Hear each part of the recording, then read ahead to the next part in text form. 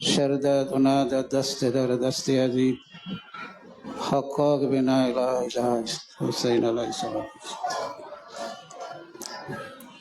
বিসমিল্লাহির রহমানির রহিম। আমাদের দয়াল মৌলুদান দিবস স্মরণ অনুষ্ঠানে উপস্থিত আছেন আমাদের দয়ালের সুযোগ্য আওলাদ আছেন তরিকত আহলে বাইত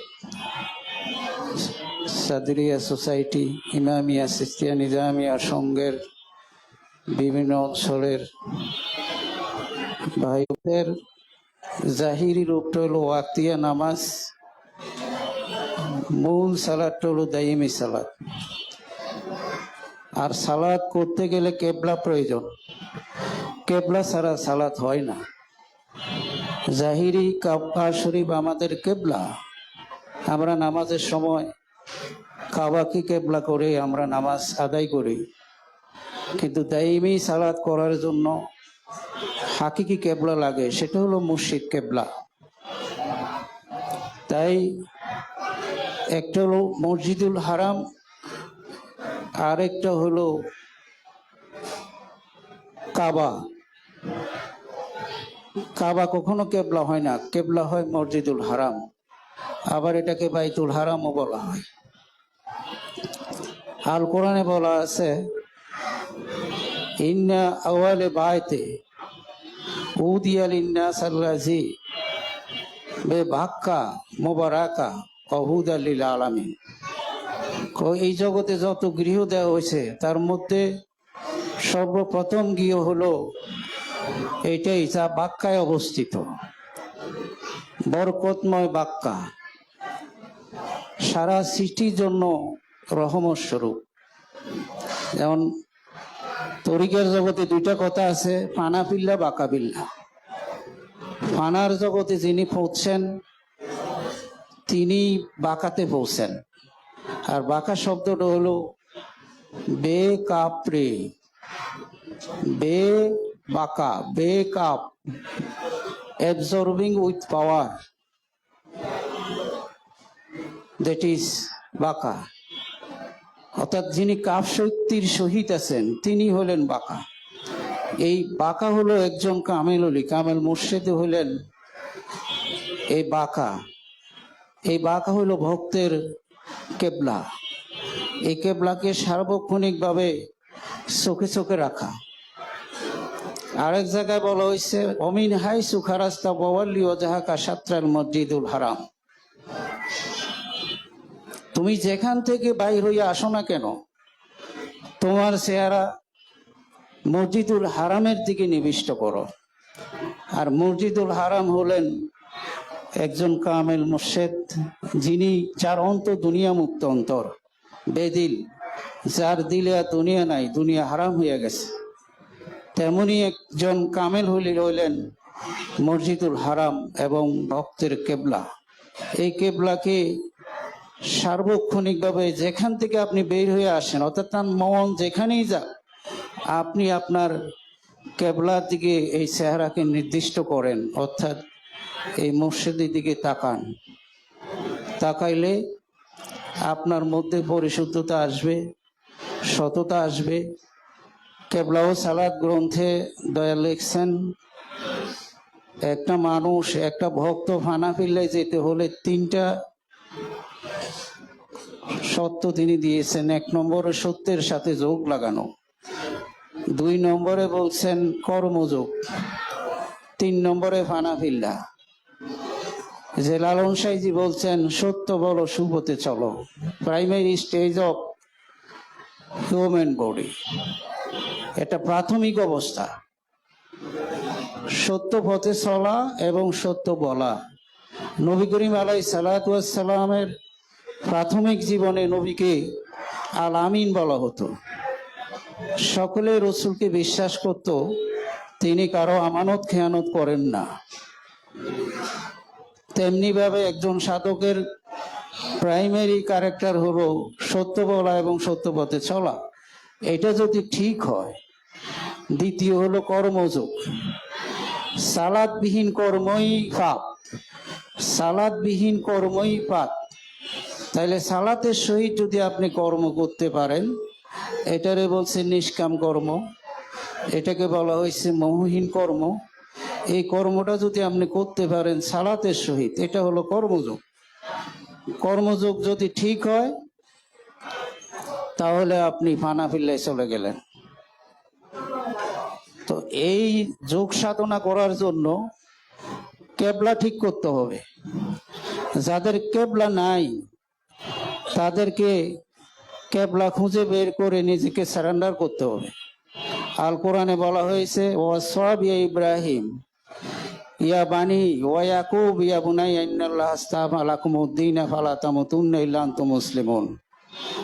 নবী ইব্রাহিম আলাইহিস সালাম এবং ইয়াকুব আলাইহিস সালাম তাদের সন্তানকে বলছেন, তোমরা মুসলমান না হইয়া মরিও না।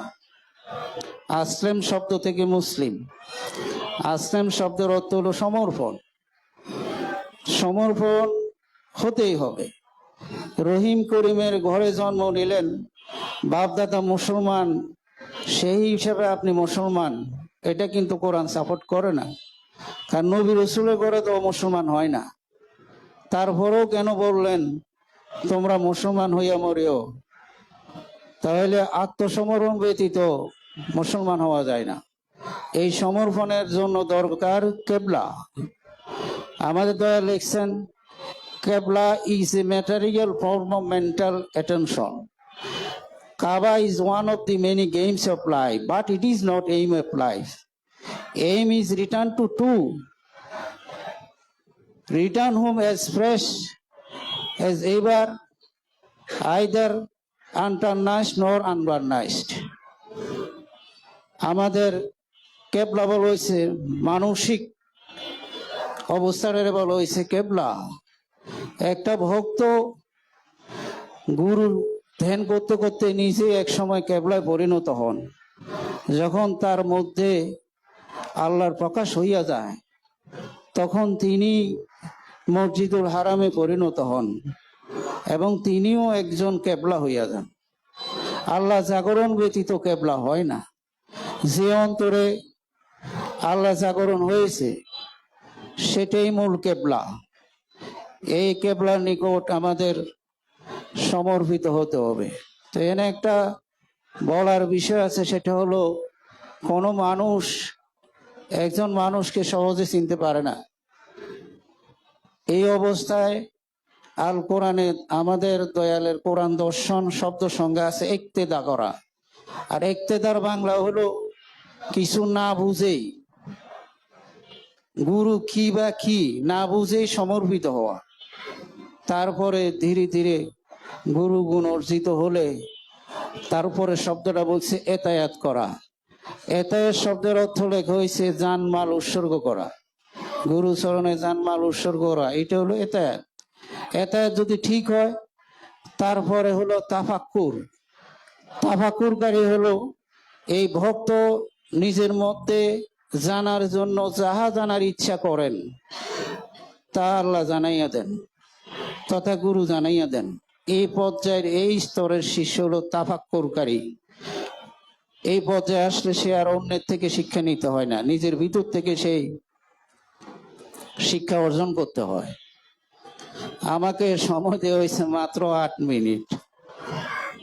তো কি আর বলবো, আপনারা যারা আছেন অনেক লোকজন, বিশেষ করে ভোর রাতে আপনারা তাহাজ্জুদ করবেন। তাহাজ্জুদ মূলত দাইমি সালাত। ভোর রাত 3টা থেকে পরবর্তী সময়ে অন্তত 1-1.5 ঘন্টা বসবেন, নিজেরে দেখবেন। নবী বলছেন মান আরাফা নাফসাহু, মান যে আরাফা দেখলো চিনলো, রাব্বাহু তার রবকে, নাফসাহু তার নফসকে। মান আরাফা নাফসাহু যে দেখলো চিনলো জানলো, আরাফা শব্দের অর্থ চেনা জানা, নফসকে। ফাকাত সুতরাং নিশ্চয়, রাব্বাহু ফাকাত আরাফা রাব্বাহু নিশ্চয় সে তার রবকে চিনলো। তো রব তো আমাদের মধ্যেই আছে।